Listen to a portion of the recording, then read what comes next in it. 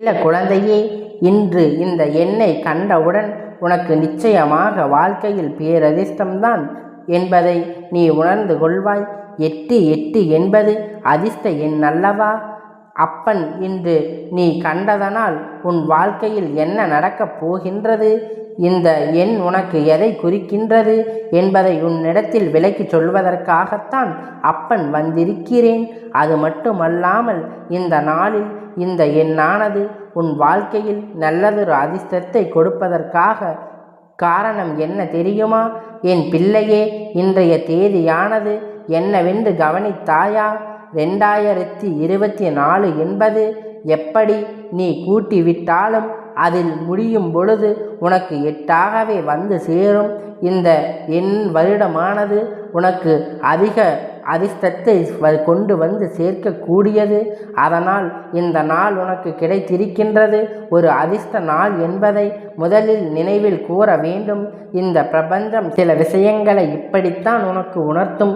இன்று இந்த எண்ணை காண்பதற்காக உனக்கு என்ன நடக்கப் போகின்றது, இது உன் வாழ்க்கையில் உனக்கு என்ன செய்தியை சொல்ல போகின்றது என்று தெரியுமா என்பதை உன் அப்பன் மூலமாக நீ தெரிந்து கொள்வாய்.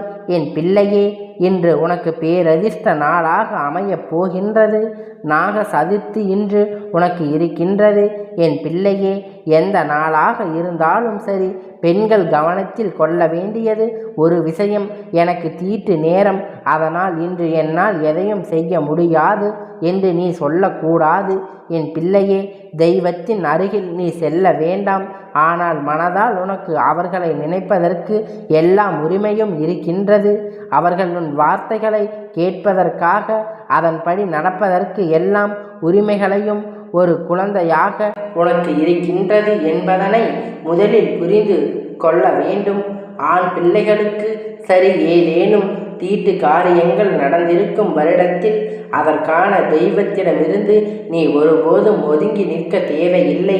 எந்த நேரத்திலும் தெய்வம் உனக்கு ஆசீர்வாதத்தை வழங்குவார் என்பதனை புரிந்து கொண்டு மனதார அவரை அழைப்பதும் அவருடைய நாமத்தை உச்சரிப்பதும் எப்பொழுதுமே நீ செய்து கொண்டு இருந்தால் போதும். என் தங்க பிள்ளையே, இந்த வாழ்க்கை உனக்கு தந்திருக்கின்ற இந்த காலகட்டங்கள் இனிமேல் உன் வாழ்க்கையில் உனக்கு என்ன நிகழ்த்தப் போகின்றது என்பதை நீ புரிந்து கொள்ள வேண்டும். சோதனைகள் அதிகமாக வந்த காலகட்டம் எல்லாம் மாறி இன்று என் கண்ணில் பட்டதனால் உன் வாழ்க்கையில் என்ன நடந்து கொண்டு இருக்கின்றது, இதை பார்ப்பவர்களின் வாழ்க்கை என்ன நடக்கப் போகிறது என்பதை அப்பன் சொல்கின்றேன். என் பிள்ளையே, எல்லோருக்கும் கிடைத்து விடாது, எல்லோருக்கும் தெரிந்து விடாது. இதை தெரிந்து கொள்கின்றவர்கள் இதுதான் நிலைமை. அதைத்தான் அப்பன் உன்னிடத்தில் மீண்டும் மீண்டும் சொல்ல முயற்சிக்கிறேன். அது என்ன நிலைமை உனக்கு என்கின்ற இருக்கிறது வாழ்க்கை என்பதனை நான் சொல்லும் பொழுது நிச்சயமாக நல்ல வேலை இந்த எண்ணை இன்று அப்பன் நமக்கு கொண்டு வந்து சேர்த்தான் என்று சொல்லி, என் பிள்ளை, நீ மன மகிழ்ச்சி அடைவாய் என்பதில் எந்த ஒரு மாற்று கருத்தும் கிடையாது. உன்னுடைய வாழ்க்கையில் நான் உனக்கு தருகின்ற எல்லா விஷயங்களுமே ஏதாவது ஒரு காலகட்டத்தில் உன்னை நல்ல நிலைமைக்கு கொண்டு செல்வதற்காகத்தானே தவிர மற்றபடி இந்த வாழ்க்கையில் உனக்கு எந்த சோதனைகளும் கொடுப்பதற்காக அல்ல என்பதனை நீ புரிந்து கொள்ள தொடங்கிவிட்டாய் அல்லவா? இனிமேலும் இந்த சோதனைகளை, இந்த சூழ்நிலைகளை கண்டு மயங்காமல் உனக்கு தெய்வ உறுதியாக இருக்கிறது என்பதனை நீ புரிந்து கொள்ள வேண்டிய நேரம் உன் வாழ்க்கையில் வந்துவிட்டது. என் தங்கமே, நான் சொல்ல நினைக்கின்ற விஷயங்கள் என்ன என்பதை முதலில் நீ செவி கொடுத்து கேட்க வேண்டும். இந்த அப்பன் உன்னிடத்தில் சொல்ல வந்த விஷயம் என்ன தெரியுமா? என் பிள்ளையே, இன்று இந்த எண்ணை உணர்கின்ற செய்தி நீ தெய்வத்திற்கு மிக அருகாமையில் இருக்கின்றாய் என்று அர்த்தம். உன்னுடைய ஆன்மீகமானது தெய்வத்திற்கு மிகவும் பிடித்திருக்கின்றது. தெய்வம் உன்னை கண்காணித்து கொண்டு இருக்கின்றார். தெய்வம் உன்னை எப்பொழுதும் ஆசீர்வதிக்க துடித்து கொண்டு இருக்கின்றார். இதை உனக்கு உணர்த்துவதற்குத்தான் இந்த எண் உனக்கு தெரிய வருவது. என்ன தெய்வத்தின் குழந்தையாகத்தான் நீ வாழ வந்து கொண்டு இருக்கிறாய் என்பதை அடுத்ததாக என் பிள்ளை இந்த எண்ணானது உனக்கு உணர்த்துகின்றது. மிக முக்கியமான செய்தி என்ன தெரியுமா? நீ சரியான பாதையில் சென்று கொண்டு இருக்கின்றாய். சரியான பாதையில் நீ ஈர்ப்பு விதியில் பெறுவதற்கு கூறிய சூழ்நிலையை நீ நின்று கொண்டு இருக்கின்றாய். அதாவது செல்வ செழிப்பை நோக்கி என் பிள்ளை பயணித்து கொண்டு இருக்கின்றாய். நிச்சயம் இந்த வாழ்க்கையில் உனக்கு கிடைக்கின்ற அத்தனை சந்தோஷமும் நீ எதிர்பார்த்த அத்தனை பணமும் உன் கையில் வந்து சேர்ந்து இந்த பிரபஞ்சத்தினுடைய விதி அதை யாராலும் மாற்ற முடியாது. இந்த எண்ணை காணும் பொழுது இந்த எண் உனக்கு அழைத்தால் உணர்த்துகின்றது. என் பிள்ளையே, சர்வ நிச்சயமாக சில விஷயங்கள் சிலருக்கு வாழ்க்கையில் நடக்காமல் போய்விடுகின்றது. பொழுதெல்லாம் எந்த ஒரு காரியமும் நடந்தால் இந்த வாழ்க்கை நமக்கு நிம்மதியாக இருக்கும் என்று எண்ணுகின்றாயோ அந்த ஒரு காரியத்தை நோக்கி உன் வாழ்க்கை பயணம் சென்று கொண்டு இருக்கிறது. அப்படி சென்று கொண்டு இருக்கும் பொழுது உன்னுடைய மனதுக்குள் எந்த தடுமாற்றங்களும் இல்லாமல் குற்றங்கள் இல்லாமல் நீ சென்று கொண்டு இருப்பாயானால் நிச்சயமாக உனக்கு வெற்றி என்று ஒன்று அங்கே உறுதியாக கிடைக்கும் என்பதில் எந்த ஒரு மாற்று கருத்தும் கிடையாது. யார் நினைத்தாலும் அதை தடுக்கவும் முடியாது. நீ இதை உணர்த்து விட்ட பிறகு தயக்கம் காட்டக்கூடாது. நமக்கு கிடைக்கும், நமக்கு உறுதியாக நடக்கும் என்று அப்பன் சொல்லிவிட்ட பிறகு என் பிள்ளை காரணங்கள் இல்லாமல் எந்த விஷயத்தையும் இதற்கு மேல் எந்த ஒரு காரியத்தையும் செய்ய தொடங்கிய பிறகு தயக்கம் காட்டக்கூடாது. உன்னுடைய தயக்கம்தான் இத்தனை நாளும் உன் வெற்றியை தடுத்து நிறுத்தியது.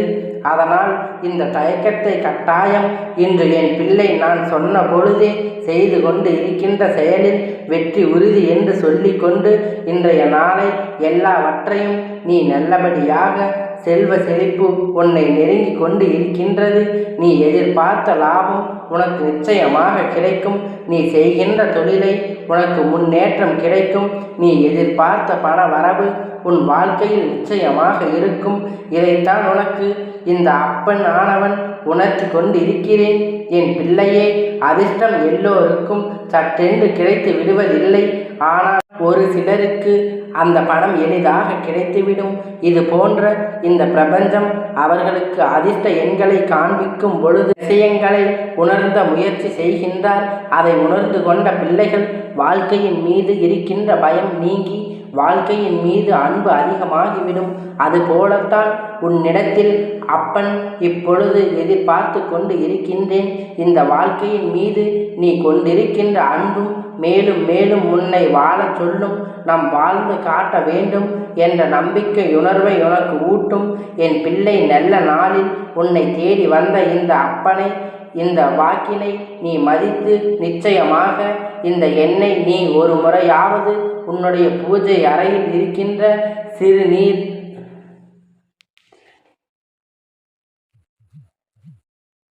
பூஜை அறையில் இருக்கின்ற திருநீரில் எழுதிவிட வேண்டும். 888 என்று எழுதி அப்படியே உன்னுடைய பூஜை அறையில் வைத்துவிடு.